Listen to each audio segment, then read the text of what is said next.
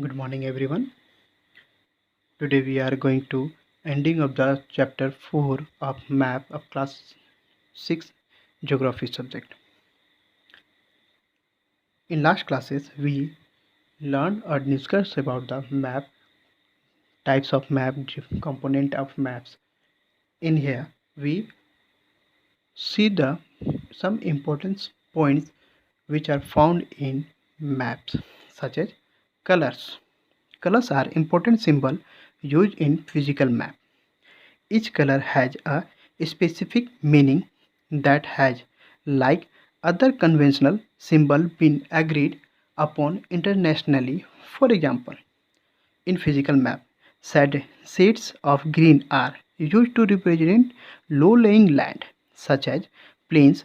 Higher elevation are shown by color ranging from light brown to dark brown.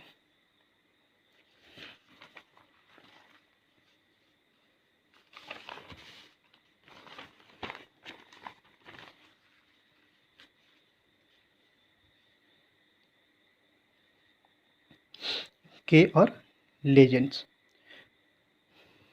The meaning of the symbol and color used in a map are explained in a box known as key or legend.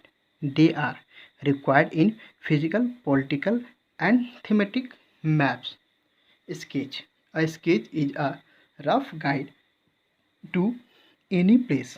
Unlike map, it is not drawn to scale.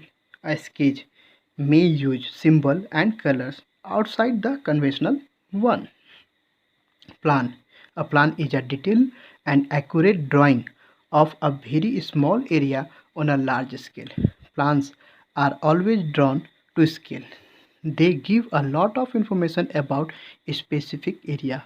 When we construct a house, we prepare the plan of the house showing the length and the breadth of the rooms in the house.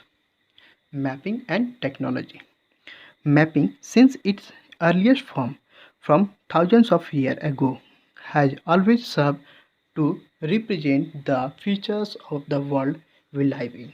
Maps have always been made using the latest latest and tools and technology available in the period of time. Maps have thus been drawn on the walls of caves, on the ancient tablet of Babylon, on textile, on paper, and finally digitally on computer and smartphones. Information for making map is collected through a process called surveying. Around 20th century, satellite mounted with camera recorded image of the world from space. These were used to make more accurate maps.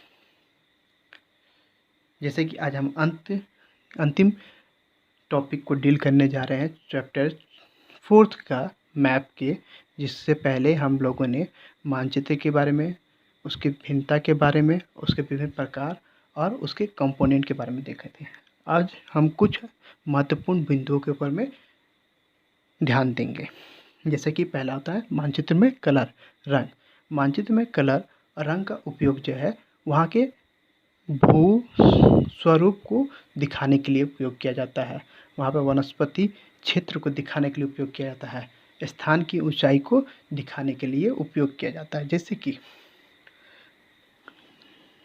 हल्के हरे रंग से लेकर गहरे हरे रंग तक, या भूमि मानचित्र के ऊपर में भूमि के ऊंचाई के साथ साथ वनस्पतियों को भी दिखाता है। साथ ही साथ वहीं पे जो सबसे फ्लैट एरिया होगा, कम ऊंचाई का एरिया होगा, उसको हम लोग पीले रंग से दिखाते हैं।